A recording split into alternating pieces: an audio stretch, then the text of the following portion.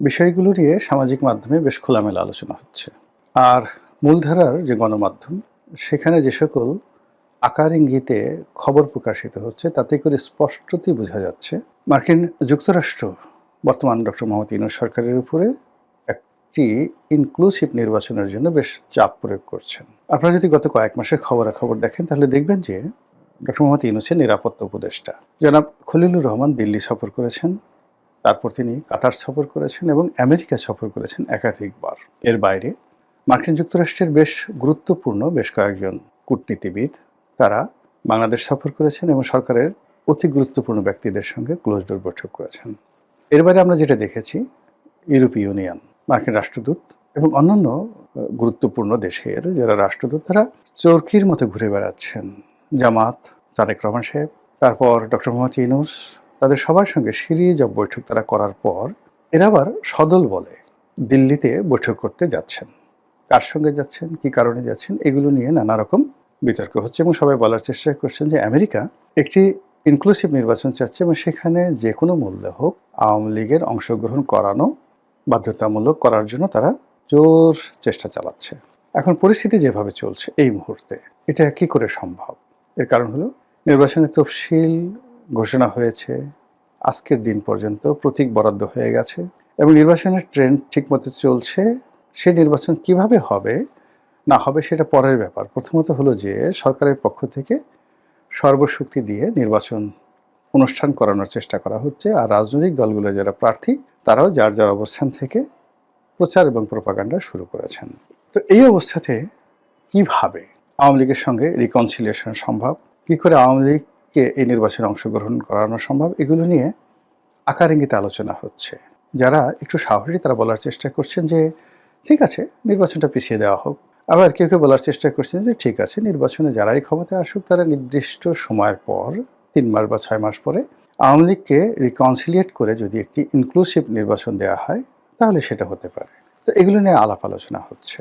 এখন যারা প্রশ্ন করেন তাদের বক্তব্য হলো যে যেখানে আওয়ামী লীগ নিজ মুখে একাধিকবার বলেছে যে তাদেরকে মার্কিন যুক্তরাষ্ট্রের ডিপ স্টেট পলিসির দ্বারা ক্ষমতাচ্যুত করা হয়েছে। জুলাই আগস্টে রাজপথে যা কিছু ঘটেছে সেখানে ম্যাটিকুলার ডিজাইন ছিল এবং সেই ডিজাইনের মাধ্যমে জনগণকে উস্কে দেওয়া এবং এই বিপ্লবটিকে মিসহ্যান্ডেল করার জন্য বা গণ অভ্যুত্থানটিকে সরকার পতনের দিকে নিয়ে যাওয়ার জন্য যে সকল ডিজাইন করা হয়েছে তার সঙ্গে আমেরিকার একটা যোগসাজশ ছিল।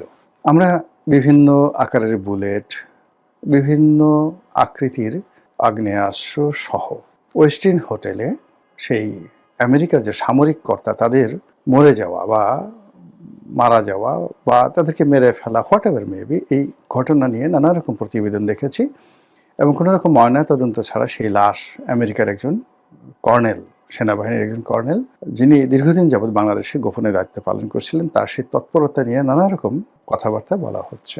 তো সেক্ষেত্রে এরকম যে মিলিটারি অপারেশন, সামরিক অপারেশন আমেরিকার পক্ষ থেকে চালানো হয়েছিল, যেটিকে মানে যাকে বলা হয় কি বলবেন আপনি, তো সেটা কিভাবে চালিয়েছে তারা ভালো বলতে পারবে। এটা নিয়ে নানা রকম স্পেকুলেশন রয়েছে। 2 নম্বর হলো যে পলিটিক্যাল যে বিষয়গুলো খোলামেলা আলোচনা হচ্ছে সেটা হলো সেন্ট মার্টিন নিয়ে, আমেরিকা থেকে সেই অস্ত্র কেনা নিয়ে, তারপর রোহিঙ্গা ইস্যু নিয়ে আমেরিকাকে করিডোর দেওয়া ইত্যাদি নানা বিষয় নিয়ে আমেরিকার চাপ ছিল শেখ হাসিনা সরকারের প্রতি এবং শেখ হাসিনা সরকার সেগুলো গ্রহণ করেননি বলে আওয়ামী লীগের যারা লোকজন তারা দশমুখে প্রচার করে যাচ্ছিল। তো সেই দিক থেকে America versus Sheikh Hasina, America versus Awami League, এই সম্পর্কটি স্বাভাবিক হওয়ার কথা নয়। হঠাৎ করে মাত্র 17 মাসের মাথায় কেন এই ধরনের আলোচনা আসছে যে শেখ হাসিনাকে ফেরত আনার, আওয়ামী লীগকে রাজনীতি পুনর্বাসিত করার জন্য আমেরিকা পাগলপাড়া হয়ে পড়েছে? এটা $মিলিয়ন প্রশ্ন। বিভিন্ন কারণ এটা হতে পারে, সত্য হতে পারে। প্রথমত হলো যে আমেরিকা এখানে তাদের যে বিনিয়োগ রয়েছে, এখানে তাদের যে ব্যবসায়িক ভবিষ্যৎ রয়েছে এবং রাজনৈতিক ভবিষ্যৎ রয়েছে, এজন্য এখানে একটি শক্তিশালী আইদার আমেরিকান মডেলের একটি গণতন্ত্র থাকতে হবে অথবা সংযুক্ত আরব আমিরাত বা সৌদি আরব মডেলের একজন স্বৈরশাসক, তাদের অনুগত স্বৈরশাসক থাকতে হবে। তা না হলে এখানে বার্মা অ্যাক্ট কার্যকর করা যাবে না। এখানে মার্কিন যে বিনিয়োগ রয়েছে সেই বিনিয়োগ অনিরাপদ থাকবে এবং এই অঞ্চলে মার্কিন যে কর্তৃত্ব রয়েছে সেটি আমেরিকার হাত ছাড়া হয়ে এটি ভারতের হাতে চলে যাবে, অথবা এটি যেভাবে হোক না কেন চীনের হাতে চলে যাবে। তো যদি চীন এবং পাকিস্তান তাদের হাতে চলে যায়, এই চক্রটি যদি বাংলাদেশের রাজনীতিতে গুরুত্বপূর্ণ ভূমিকা পালন করে, আমেরিকা বিপদে পড়বে। অন্যদিকে যদি আমেরিকা এবং ভারত এই সম্মিলিত শক্তিটি, যেটিকে লিবারেল ডেমোক্রেসি বলা হয়, সেই আদলে বাংলাদেশে একটি রাজনৈতিক শক্তি বা একাধিক রাজনৈতিক শক্তি থাকে, তাহলে আমেরিকা সামহাও এখানে একটা বেটার পজিশনে থাকবে। তো গত 17 মাসে আমাদের দেশে যা কিছু হয়েছে তা আমেরিকার জন্য সুখকর নয়। আমেরিকা যা চেয়েছে, যা স্বপ্ন দেখেছে, যা করতে চেয়েছে, তার একটি হয়নি। অধিকন্তু যেভাবে রাজনীতি এগোচ্ছে এবং যেভাবে বাংলাদেশের অর্থনৈতিক সমস্যা বেড়ে যাচ্ছে, তাতে করে এই সরকারের পেছনে যদি আমেরিকার, অর্থাৎ বর্তমান ইউনিট সরকারের পেছনে যদি আমেরিকার কোনো মৌন সমর্থন থাকে, সেটি তাদের জন্য গলার কাটা হবে। দ্বিতীয়ত, যে যদি এখানে ইসলামী রেডিক্যাল যে পলিটিক্যাল ফোর্সগুলো রয়েছে তারা আফগানিস্তানের মতো, পাকিস্তানের মতো অতি শক্তিশালী হয়ে পড়ে, তাহলে আমেরিকার আমও যাবে, সালাও যাবে। এই জন্য আমেরিকা আসলে এখানে তাদের যে সিদ্ধান্ত, সেই সিদ্ধান্ত তারা পরিবর্তন করতে চাচ্ছে। এই গেল এক। হতে পারে, মানে এটা হলো আমি আর একটা বিশ্লেষণ, আমার কোনো ব্যক্তিগত মতামত নয়, আমি শুধু বললাম এটা হতে পারে। দ্বিতীয়ত হলো যে মিস্টার ডোনাল্ড ট্রাম্প ব্যক্তিগতভাবে তিনি নোবেল পুরস্কার বিরোধী, নোবেল শান্তি পুরস্কার বিরোধী। ব্যক্তিগতভাবে তিনি ডক্টর মোহাম্মদ ইউনূসকে অপছন্দ করেন, এটা তিনি একেবারে প্রকাশ্যে বলে ফেলেছেন।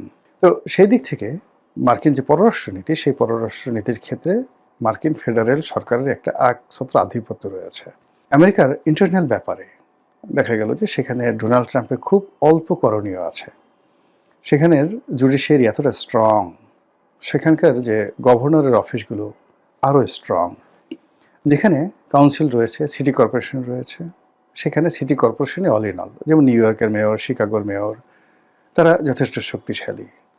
এরপর সেখানে মার্কিন সিনেট আছে, মার্কিন কংগ্রেস আছে, এর বাইরে সংবাদপত্র আছে, স্বাধীন জনগণের মতামত আছে। এইসব মিলিয়ে আমেরিকার অভ্যন্তরীণ ব্যাপারে প্রেসিডেন্ট ডোনাল্ড ট্রাম্পের খুব অল্প করার আছে। কিন্তু কোনো একটি দেশের সঙ্গে যুদ্ধ বাঁধিয়ে দেওয়া, বিদেশি কোনো রাষ্ট্রের সাথে সম্পর্ক স্থাপন করা বা বিদেশি রাষ্ট্রের সাথে সম্পর্ক নষ্ট করে দেওয়া, অন্য দেশের সরকার পরিবর্তন করা ইত্যাদি সব ব্যাপারে প্রেসিডেন্টের ক্ষমতা একছত্র।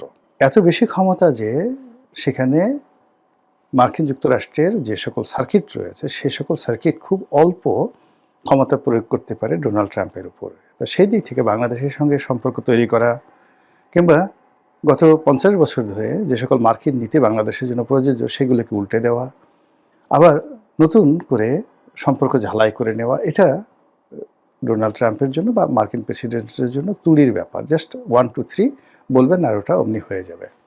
তো সেই দিক থেকে শেখ হাসিনার সঙ্গে ডোনাল্ড ট্রাম্পের ব্যক্তিগত সম্পর্ক, তারপরে বিভিন্ন যে মার্কিন লবি রয়েছে, আওয়ামী লীগের মার্কিন লবি রয়েছে, সেই লবিগুলোর সাথে বর্তমান রিপাবলিকান সরকারের সম্পর্ক, এবং এই মুহূর্তে আমেরিকার সঙ্গে দিল্লির যে একটি জটিল সম্পর্ক তৈরি হয়ে গেছে নরেন্দ্র মোদী সরকারের, এটা ভালো না। এই সম্পর্কটি এই মুহূর্তে ভালো নেই। তো সেক্ষেত্রে যদি নরেন্দ্র মোদীকে, শেখ হাসিনাকে অ্যাবসলিউটলি স্বাধীন করে দেওয়া হয়, তো আওয়ামী লীগের যে ব্রুট মেজরিটি রয়েছে, ভোট রয়েছে, তাদের কর্মী সমর্থক রয়েছে, তারা যদি পলিটিক্যালি একটা ভালো অবস্থানে চলে যায় আগামীতে, সেক্ষেত্রে আমেরিকা জাস্ট একটা জাত শত্রু হিসেবে বাংলাদেশের সব ক্ষেত্রে অপাঙ্ক্ত হয়ে পড়বে। তো এই ঝুঁকি তারা নিতে চাচ্ছে না বা নেবে না, এটা স্বাভাবিক। এবং সেই কারণে আওয়ামী লীগের বিভিন্ন স্তরের সঙ্গে তাদের যোগাযোগ, শেখ হাসিনার সঙ্গে তাদের যোগাযোগ অস্বাভাবিক নয়। আর আগে যেগুলো বললাম যে এই মুহূর্তে বাংলাদেশ যেভাবে দক্ষিণপন্থার দিকে এগোচ্ছে, এটা আমেরিকার জন্য হুমকি। এরপর চীন এখানে যেভাবে প্রাধান্য বিস্তার করছে, তা তারা চাচ্ছে না। থার্ডলি হলো ডক্টর মোহাম্মদ ইউনূস বা বর্তমান সরকারকে দিয়ে তাদের যে সকল আশা ভরসা পূর্ণ হওয়ার কথা ছিল, সেগুলো হচ্ছে না। তো সব মিলিয়ে আওয়ামী লীগকে পুনর্বাসন করা, শেখ হাসিনাকে ফিরিয়ে আনা, সজীব ওয়াজেদ জয়কে ফিরিয়ে আনা, বাংলাদেশে আবার সেই জয় বাংলার রাজত্ব চালু করা, এটা আমেরিকার পলিসিতে যদি রাতারাতি পরিবর্তন হয়, আমি আশ্চর্য হব না। এর কারণ হলো আমেরিকা তার প্রয়োজনে চোখ মুখ বন্ধ করে 1 মিনিটের চোখ উল্টাতে পারে। ইংল্যান্ডের সাথে সে এখন যে কাজগুলো করছে, ইংল্যান্ডের সাথে তার শত শত বছরের সম্পর্ক, সেই সম্পর্ক তারা একেবারে চোখ উল্টে ফেলেছে। এবং সামনে যে যুদ্ধ আসে, অর্থাৎ গ্রিনল্যান্ড নিয়ে যদি ডেনমার্কের সঙ্গে আমেরিকার যুদ্ধ হয়, সেই যুদ্ধে ইংল্যান্ড ইউরোপের পক্ষে থাকবে এবং আমেরিকার বিরুদ্ধে তারা যুদ্ধ ঘোষণা করতে বাধ্য হবে। এবং ফ্রান্সের সাথে এখন তাদের মানে রীতিমতো দাকুমরার সম্পর্ক যাচ্ছে। ভেনেজুয়েলার সাথে যেরকম সম্পর্ক ঠিক সেরকম সম্পর্ক যাচ্ছে। কানাডার সাথেও কিন্তু তাদের সম্পর্ক ভালো না। কানাডা এরকম একটা রাষ্ট্র যাদের সঙ্গে আমেরিকার সম্পর্ক ঐতিহাসিক। সেই কানাডাকে এখন তারা দখল করতে চাচ্ছে। আবার সিরিয়ার দিকে তাকান। সিরিয়ার এখন যে আল সারা যিনি রয়েছেন প্রেসিডেন্ট, তো তিনি আমেরিকাতে নিষিদ্ধ ছিলেন, সন্ত্রাসী তালিকাভুক্ত ছিলেন। সিরিয়া যে রাষ্ট্রটি, সে রাষ্ট্রটিও সন্ত্রাসী তালিকাভুক্ত ছিল। রাতারাতি সময়ের প্রয়োজনে তারা আল সারাকে নিয়ে গেছেন, সেখানে সংবর্ধনা দিয়েছেন। তার স্ত্রী কয়জন এটা নিয়ে আলাপ আলোচনা করেছেন, ঠাট্টা মশকরা করেছেন। এরপর তাকে একেবারে কালো তালিকা থেকে বাদ দিয়ে সিরিয়াতে এখন তারা সর্বোচ্চ বিনিয়োগ করার চেষ্টা করছেন। This is America. তো তারা সব কিছু করতে পারে, শত্রুকে বন্ধু বানাতে পারে, বন্ধুকে শত্রু বানাতে পারে। তারা কারোর কাছে জবাবদিহি করে না, করতে বাধ্য নয়। আর এটা নিয়ে তাদের কোনো লাজ লজ্জা আছে বলে মনে হচ্ছে না। কাজেই রাতারাতি তারা যদি ডক্টর মোহাম্মদ ইউনূসকে বা তার সহযোগী যারা আছেন তাদের সবাইকে ভুলে গিয়ে, তাদেরকে পিছনে ফেলে দিয়ে তারা যদি আবার শেখ হাসিনাদের সম্পর্ক স্থাপন করে, এটা অস্বাভাবিক কি? তারা তালেবানের সাথে সম্পর্ক করেনি? তারা কি তালেবানের সঙ্গে চুক্তি করে সেই তাদের দীর্ঘদিনের হামিদ কারজাই, আশরাফ থানি যে গং রয়েছে তাদেরকে একেবারে যাকে বলে মৃত্যুর মুখে ঠেলে দিয়ে, এমনকি তাদের যে মিত্র ভারতকে মৃত্যুর মুখে ঠেলে দিয়ে ভারতের মিনিমাম $10 বিলিয়ন এই আফগান যুদ্ধে তারা লস করেছে আমেরিকার জন্য। তো তারপর তারা সেখানে চলে গেছে, আফগানিস্তান ছেড়ে চলে গেছে এবং তাদের সব যুদ্ধ বিমান, কামান, গোলা বারুদ কিচ্ছু তারা নিয়ে যেতে পারেনি। অল আমেরিকার যে সকল অস্ত্রশস্ত্র রয়েছে আধুনিক প্রযুক্তির, এখন সেইগুলো দিয়ে আফগানিস্তান পাকিস্তানকে হুমকি দিচ্ছে। এমনকি সেইগুলো দিয়ে আফগানিস্তান এখন ইচ্ছে করলে রাশিয়ার সাথে যুদ্ধ করতে পারে। আবার সেই আফগানিস্তানে তারা ঢোকার চেষ্টা করছে। তো এই হলো আমেরিকার অবস্থা। তো সেই দিক থেকে আওয়ামী লীগ নিয়ে যা কিছু শোনা যাচ্ছে, বিশ্বাসও করার দরকার নাই, অবিশ্বাসও করার দরকার নাই, জাস্ট নজর রাখেন।